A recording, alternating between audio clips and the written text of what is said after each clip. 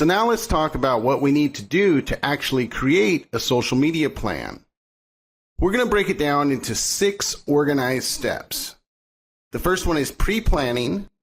Step 2 is listening to the conversation. Step 3 is creating your target profiles. Step 4 is setting specific goals. Step 5 is joining the conversation. And step 6 is measuring your ROI, or return on investment. I'm going to go ahead and get as far into it as I can on this video. We'll probably get through step 3, and then we'll continue in the next video with step 4. Okay? So first, let's look at pre-planning. Okay, so the questions you need to ask internally are, where do our customers currently get their information? What influences, motivates, or drives them to do things? What drives our customers? How does information flow within your industry? Is it flowing on Facebook? Is it on individual blogs? Are they going through paid advertising? Where is the social interaction happening? Is it LinkedIn groups, etc.? Then you need to look at what promotional channels are you currently using, and are they working? Well, if you're just getting started, you may not be using any, and that's okay. Then you have to look at what is your current sales funnel and how are you qualifying your leads. What I'm saying there is that once you start building all this traffic through your social media campaigns, you're going to have some place to put them. Okay?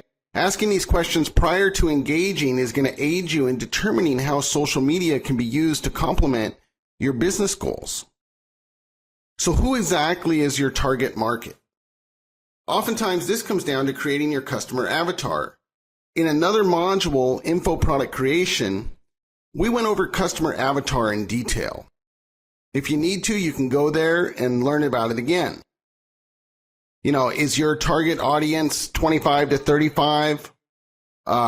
Do they have X amount of dollars in spending power? How much time are they spending online each week? And what percentage of them are joining social networks? You can find out that kind of info through market research, surveys, or other market studies that have already been done within your market. The next thing you need to look at is what you're going to budget for, okay?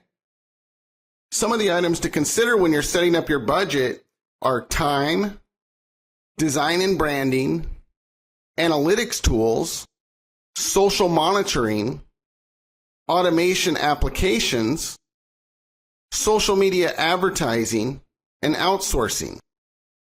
You'll also want to look at what type of consulting, mentoring, or coaching are you going to need in order to get this all put in place. So that's it for step 1. That's the pre-planning. Now let's start listening to the conversation. What are people currently talking about? What types of things are they complaining about? What problems are they having? What are the main topics of conversation? There's a couple different ways that you can set up monitoring channels so that you can see what's happening on a daily basis. One of my favorites is Google Alerts. And Google Alerts, you just go to Google Alerts and Google it. I think it's alerts.google.com, and then you can put in any keywords, and they'll tell you at the end of the day what has been mentioned on the web, either from news, from forums, from blogs, et cetera, et cetera. You can have all of it, some of it, or just one specific website if you want. Then you have social mention, Technorati. You can do Twitter searches. You could use Radeon 6. What type of stuff should you monitor? Well, I would suggest that you monitor the individual influencers within your niche, your competitors, blogs and comments on those blogs of, movers and shakers within your industry, and then any industry news sources. Okay? So now you've set up your way that you can kind of listen to the conversation. The next thing you need to do is create your target profiles. This is pretty straightforward. I would caution that you do be yourself in these profiles, because it's easy to get caught up in the thought that since your market is female, why not create a female profile? Well, that's all fine and dandy until you become wildly successful as Jesse the weight loss expert, and then you want to bring in the big dollars by hosting an event for weight loss. Well, what do you do then? Okay, as far as setting up your profiles, you need to secure your brand on social platforms. Usernames are usually unique, so you want to make sure that they're available.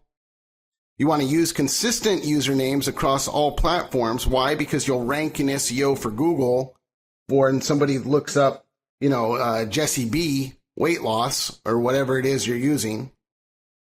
And then you want to focus on key target segments so that will lower your overall marketing costs. Okay, again, that comes down to SEO. When we get into joining the conversation, I'm going to give you some specific profiles that you're going to want to create for your business. But for now, let's move on to step 4, which is setting specific goals. What is it that you're trying to get out of this social media? Is it opt-ins, Facebook likes, retweets, repins, or something else altogether?